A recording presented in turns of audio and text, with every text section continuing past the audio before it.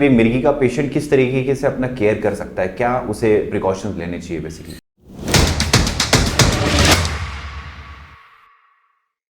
So hello and welcome to one more exciting episode of the Rahul Dongre show. दोस्तों, आज का episode बहुत ही शानदार होने वाला है क्योंकि आज हम लोग बात करेंगे डॉक्टर संजय रामटेकी जी से। He is a neurologist and जो टॉपिक हम लोग आज बात करने वाले हैं वो है मिर्गी और जो माइंड सेट हमारा जो होता है, दिमाग की जो भी इश्यूज है उन सब चीज़ों पे हम चर्चा करेंगे। So welcome to the show sir.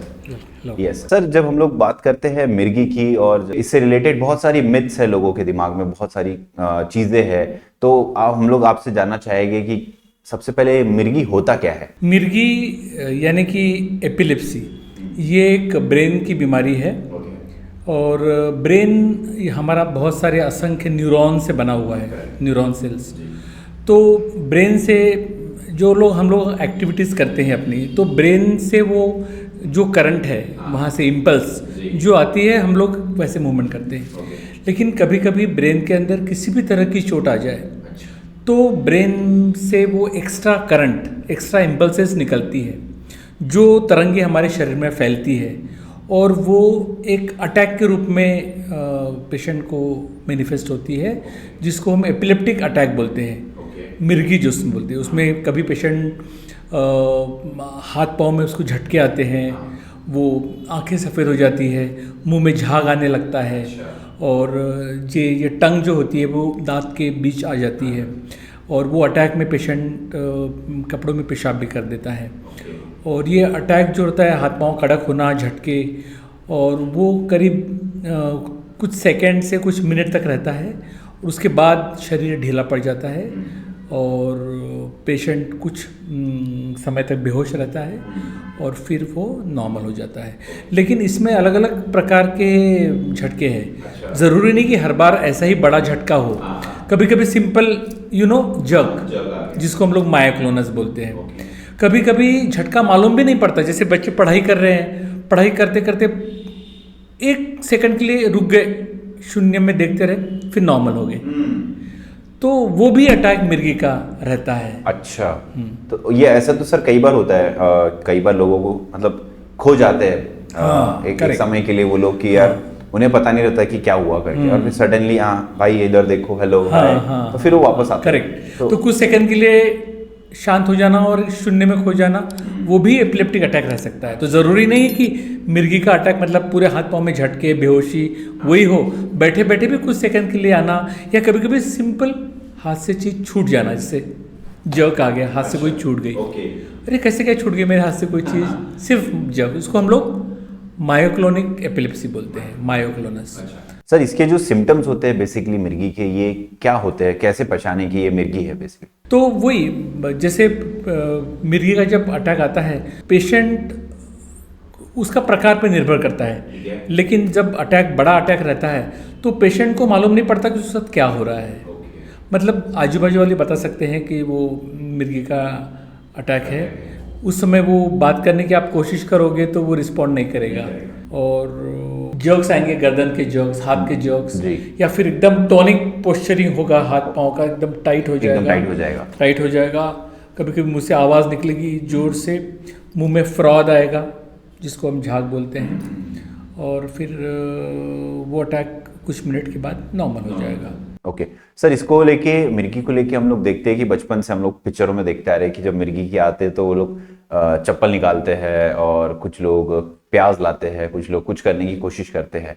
तो क्या वो सही तरीका होता है उन लोगों के लिए? क्या ये ट्रेडिशनल वे इज ओके, और या फिर आप लोग क्या सजेस्ट करते हैं बेसिकली? देखो, मिर्गी ये ब्रेन की एक बीमारी है और बाकी बीमारियों की तरह बीमारी है, लेकिन मिर्गी को लेके अपने समाज में बहुत सारी गलत धारणाएं हैं, वो मैं बताना चाहूँगा। लोगों को लगता है कि ज़्यादातर लोग, मतलब शहर के बाहर जो लोग रहते हैं, वो लोग, उनको लगता है कि ये कोई भूत बाधा है, किसी ने कुछ किया है, या तो यूजुअली बहुत बार इन मरीज़ों को बाबा के पास ले जाते हैं लोग, झाड़ फूँक करवाते हैं। तो ऐसा कुछ नहीं होता, ये एक बीमारी है और जो दवाइयों से ठीक होने वाली होती है। और बहुत बार जब अटैक आता है तो कोई बोलते हैं उसको, अरे चप्पल सूंघाओ, तो तो उसके नाक के पास चप्पल ले जाएंगे सूंघाने के लिए। कोई बोलेगा पैच सूंघाओ, तो वो भी सब गलत है। ऐसा कुछ नहीं होता, आप पैच न सूंघाओ या चप्पल न सूंघाओ, फिर भी मरीज 2 मिनट में नॉर्मल हो ही जाता है। ओके ओके, तो लोगों को ये लगता है कि मेरे चप्पल सुखाने से वो उठा है। कोल्हापुरी है क्या, लेदर की चप्पल है क्या, हाँ, चमड़े की चप्पल दो, फिर कोई बोलता है प्याज सूंघाओ, और बहुत सारी ट्रेडिशनल मेथड। लेकिन जैसे आप बता रहे हैं कि ये ऑटोमेटिकली 2 मिनट में खुद ही ठीक होता है, नॉर्मल हो जाता है। इस केस में सर, जब इसको ट्रीट करने के लिए बेसिकली अब मिर्गी, क्या ये ट्रीटेबल बीमारी है या फिर ये हमेशा ऐसे रहती है? देखो, जब हमारे पास मरीज को लाया जाता है जिसको हिस्ट्री मिलती है मिर्गी की, तो हम 2 चीज़ के ऊपर ध्यान देते हैं। क्या ये सही में मिर्गी है, नंबर 1। नंबर 2, यदि ये मिर्गी है तो इसका क्या कारण है, क्योंकि मिर्गी के बहुत सारे कारण होते हैं। चूँकि मिर्गी ये ब्रेन की बीमारी है, तो ब्रेन के अंदर कोई ट्यूमर है, कभी कोई क्लॉट है या कोई डैमेज्ड एरिया है, कभी किसी को पिछली बार हेड इंजरी हुई थी तभी भी उसको मिर्गी हो सकती है, कभी उसके ब्रेन में कोई सिस्टिसर्कोसिस नाम का कीड़ा हो गया तो भी मिर्गी हो सकती है, कभी कभी किसी को टीबी, ब्रेन टीबी होता है, वहाँ से टीबी की फिट्स की शुरुआत शुरू हो जाती है। किसी को पहले पैरालिटिक अटैक हुआ हो, उसके बाद उसको मिर्गी शुरू हो सकती है। कभी कभी बच्चे जो जब जन्म लेते हैं, पैदा होते समय यदि उनको कोई इंजरी हो गई जन्म के समय, जैसे बच्चा रोया नहीं, उसको ब्रेन को ऑक्सीजन नहीं मिला, या फिर उसको जॉन्डिस हुआ बहुत ज़्यादा प्रमाण में, ऐसे बच्चे को भी मिर्गी की बीमारी शुरू हो सकती है। मेरा कहने का मतलब ये है कि किसी के भी ब्रेन को किसी भी प्रकार की इंजरी आने पर मिर्गी की बीमारी आ सकती है। यदि इंजरी नहीं है या बर्थ इंजरी नहीं है, बर्थ ट्रॉमा नहीं है, तो इवन हेरेडिटरी कॉज भी रह सकता है। अच्छा, तो ये ट्रांसफरेबल भी है एक तरीके से?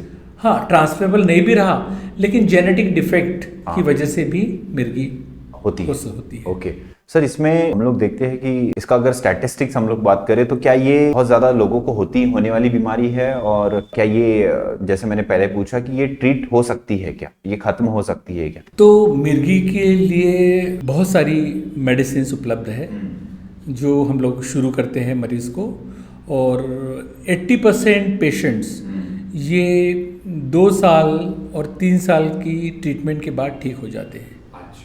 10% मरीज़ होते हैं जिनको ज़्यादा समय तक दवाएं देनी पड़ती है, और सिर्फ 10% ही ऐसे मरीज़ होते हैं जिनको काफ़ी लाइफ लॉन्ग ट्रीटमेंट लेनी पड़ती है। लेकिन 80% मरीज़ ये 2 या 3 साल के ट्रीटमेंट में ठीक हो जाते हैं। वाओ, तो ये बहुत अच्छा रिजल्ट है, but it will take time of से 2-3 ईयर्स के स्पैन को लगता ही है उनको वो करने के लिए। करेक्ट। सर, जब मिर्गी की हम बात करते हैं तो मिर्गी में आपने टाइप्स बताए, बहुत सारे अलग अलग टाइप्स होते हैं, तो कुछ के नाम आप अगर बता पाए, या कुछ को आप लोग किस तरीके से जज करते हैं कि ये टाइप्स होते हैं? एक टाइप होता है generalise tonic clonic epilepsy. Generalise tonic clonic मतलब पेशेंट नॉर्मल है, सडनली आंखें सफ़ेद कर लिया, हाथ पैर एकदम टाइट हो गए और जर्क्स हुए और वो बेहोश हो गया, ठीक है, मुंह में छा गया, जुबान कट गई, कपड़े में पेशाब हो गई, ये जनरलाइज्ड टोनिक क्लोनिक। फिर दूसरा मैं बोला एक कॉम्प्लेक्स पार्शियल एपिलेप्सी, मतलब पेशेंट बात कर रहा है, अचानक इधर उधर देखा, लिप स्मैकिंग मूवमेंट बोलते हैं उसको, ऐसे लिप स्मैकिंग मूवमेंट करेगा, ऐसा करेगा, नॉर्मल हो जाएगा। दैट इज कॉम्प्लेक्स पार्शियल में वो गिरता नहीं है, लेकिन बैठे बैठे he is detach from the surrounding से वो डिटैच हो जाता है, और कुछ तो एबनॉर्मल बॉडी पोस्चरिंग उसकी होती है, उसको बोलते हैं हम लोग complex partial epilepsy. Third type जो मैंने बताया कि एब्सेंस सीजर में पेशेंट बात कर रहा है, जैसे कर रहा है, मैं उस दिन स्कूल गया था तो फिर मैंने देखा, और फिर मैं वहाँ पर, तो ऐसा 1 सेकंड का ब्रेक आता है। हाँ, तो ज़्यादातर इसमें बच्चों में ये पाया जाता है, और पेरेंट्स लोग हमारे पास आते हैं बोलते हुए कि सर ये हमारा बच्चा आजकल पढ़ाई में थोड़ा वीक हो रहा है, कभी कभी इसका ध्यान नहीं रहता है कोई चीज़ की तरफ हम बात कर रहे तो ऐसे लोगों का हम लोग EEG करते हैं। EEG मतलब ये टेस्ट है जिसको हम बोलते हैं इलेक्ट्रोएन्सेफेलोग्राफी। ये टेस्ट में ब्रेन की हम लोग वेव्स देखते हैं और वो वेव्स से हमको समझ में आ जाता है कि ये मिर्गी का टाइप क्या है। फिर एक टाइप है जिसको मैं बोला कि मायोक्लोनिक एपिलेप्सी। तो मायोक्लोनिक एपिलेप्सी में पेशेंट बेहोश नहीं होता है, ना he is detached from the surrounding, but उसके बॉडी में ऐसा एक सिंगल जग आता है, जैसे ऐसा, अच्छा, नॉर्मल जग। ये भी फिट का प्रकार रहता है, एक है जिसको हम लोग मायोक्लोनिक एपिलेप्सी बोलते हैं। ओके। और आखिरी प्रकार मैं बताऊंगा जिसको हम लोग बोलते हैं non epileptic seizure. Non epileptic seizure मतलब ये मिर्गी नहीं है मरीज को, लेकिन बहुत बार गलती से उसको मिर्गी समझा जाता है अच्छा, और वो पाया गया है। उसको हम लोग हिस्टेरिकल अटैक भी बोलते हैं। अच्छा, हिस्टेरिकल अटैक, जैसे घर में बहू है और वो सांस से परेशान है या कुछ कोई और स्ट्रेस है, तो सडनली वो हा हु ऐसे एक एबनॉर्मल बॉडी के मूवमेंट करेगी, ऐसे लगेगा इसको फिट का अटैक आया, लेकिन वो उसका हिस्टेरिकल अटैक है। It is because of the increase stress या कोई साइकोलॉजिकल इशू जिसके वजह से वो बॉडी मूवमेंट वैसे होते हैं, जिसमें ईज नॉर्मल रहता है। तो वो लोग वो साइकोलॉजिकल तो उसके लिए फिर उसे साइकोलॉजिस्ट की जरूरत है, साइकेट्रिस्ट की जरूरत। तो बहुत बार गलती से उनको एपिलेप्सी समझा जाता है हाँ। और उसको ट्रीट किया जाता है। अच्छा, तो हम लोग उनको साइकेट्रिक के पास भेजते हैं, वो इवैल्यूएट करते हैं हाँ। कि उनको कोई मानसिक किसी तरह का तनाव तो नहीं है, ओके, और फिर उसके बाद उसका ट्रीटमेंट साइकेट्रिस्ट करते हैं, नॉट द न्यूरोलॉजिस्ट। बहुत बढ़िया सर। इसमें एक सोशल माइंडसेट भी क्रिएट हो रहा है कि मिर्गी के पेशेंट्स की शादी को लेके शादी नहीं करनी चाहिए उनके साथ में, या फिर कई बार शादी होती नहीं, ये सब चीज़ें भी है। तो आपका क्या व्यू है इस चीज़ को लेके? अपने सोसाइटी में बहुत ही गलत धारणाएं हैं, और जैसे मिर्गी है तो लोग शादी के लिए आगे पीछे देखते हैं। तो मैं सबको बताना चाहूँगा कि ये बहुत आम बीमारी है, और मरीज़ जो फिट्स के होते हैं ये लोग नॉर्मली शादी कर सकते हैं, नॉर्मल जॉब कर सकते हैं, उनको नॉर्मली बच्चे हो सकते हैं, और वो अपनी लाइफ बाकी लोगों की तरह ही बिता सकते हैं। अच्छा, ये कोई अलग नहीं है। हाँ। जैसे किसी को बीपी की शिकायत है या डायबिटीज़ है या कुछ भी है, उसी तरह ये एक आम बीमारी है। इसको बहुत आपको ग्लोरीफाई करने की ज़रूरत नहीं है। ओके। तो इसलिए यदि किसी को मिर्गी है तो उसको आप नॉर्मल इंडिविजुअल की तरह ट्रीट कीजिएगा, और उनकी शादी हो सकती है, सब एवरीथिंग। ऐसा कुछ भी नहीं है जो वो नहीं कर सकता। हाँ, क्योंकि ये कोई छुआछूत की बीमारी तो है नहीं। हाँ। कि इसकी वजह से उस व्यक्ति को भी ये चीज़ें हो जाएगी, और इसलिए वो शादी नहीं कर पाते या रिश्ते नहीं बना पाते। तो इसलिए मैं सबको बताना चाहूँगा कि ये बीमारी आम बीमारी है। हाँ। ये कोई छुआछूत टच होने से किसी को हो जाए, या जिस लेडीज़ को फिट की बीमारी है तो उसके बच्चों में वो आ जाए, हाँ। ऐसा भी नहीं है। बिल्कुल सर, बिल्कुल नहीं है। बिल्कुल सर। सर इसमें होता है कि अब मिर्गी का आपने बहुत अच्छे से एक्सप्लेनेशन दिया, उसके टाइप बताए, लेकिन जब ये मिर्गी का पेशेंट किस तरीके से अपना केयर कर सकता है, क्या उसे प्रिकॉशंस लेने चाहिए बेसिकली? ये मिर्गी का जो मरीज है उसको जो हम लोग मेडिसिन प्रिस्क्राइब करते हैं, कभी कभी क्या है उनके झटके बंद हो जाते हैं, और वो लोग कैजुअल हो जाते हैं कि यार ये मेरी तो अभी ठीक है, मैं आज मेडिसिन नहीं खाऊँ तो चलेगा, 2 दिन नहीं खाया, तीसरे दिन खा लिया। तो मैं बताना चाहूँगा कि एक भी डोज मरीज ने मिस नहीं करना चाहिए। ओके। क्योंकि एक डोज भी मिस हुआ तो उसको फिट आ सकता है। अच्छा, ये एक बात हुई। दूसरी बात यह है कि जागरण नहीं होना चाहिए। नींद मरीजों के मिर्गी के मरीजों में नींद पूरी तरह से होनी चाहिए। 7 से 8 घंटा नींद हो जाती है। कभी कभी स्टूडेंट लोग पढ़ाई एग्जाम के समय देर रात तक जागना, मोबाइल का एक्सेसिव यूज़ करना, उसमें उनकी नींद नहीं हो पाती, और ऐसे मरीजों को दवा लेने के बावजूद भी मिर्गी का अटैक आता है।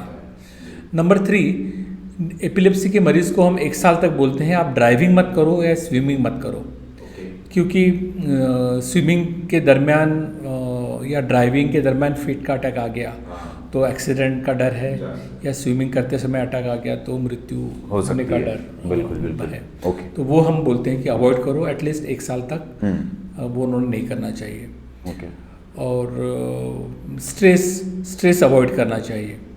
और बहुत सारी चीज़ें जो ब्रेन को स्टिमुलेंट है, जैसे कैम्फर हो गया, या कुछ ऐसे दवाई हैं बहुत सारी जो इन्फेक्शन के लिए वापरते हैं, वो इंटरेक्शन होकर भी पेशेंट को, मिर्गी के पेशेंट को फिट आ सकती है। तो कोई भी दवा वो लेते हैं तो हमसे सलाह ले करके ही लेना चाहिए। फिट की दवा के अलावा और कोई मेडिसिन मरीज़ लेना चाहता है। बहुत ही अच्छे इंसाइट्स आपने हमें दिए सर मिर्गी के ऊपर में, और ये एपिसोड के बाद में लोगों के बहुतों को नॉलेज मिलेगा मिर्गी का, और आगे की ट्रीटमेंट अगर आप लोगों को करना है तो सर हमेशा अवेलेबल है नागपुर में, एंड आप उनसे आगे की सलाह ले सकते हैं। Thank you so much sir, आपने अपना बहुमूल्य समय हमें दिया, एंड आगे भी हम अगले टॉपिक्स पे आपसे बात करेंगे। Thank you so much. Thank you.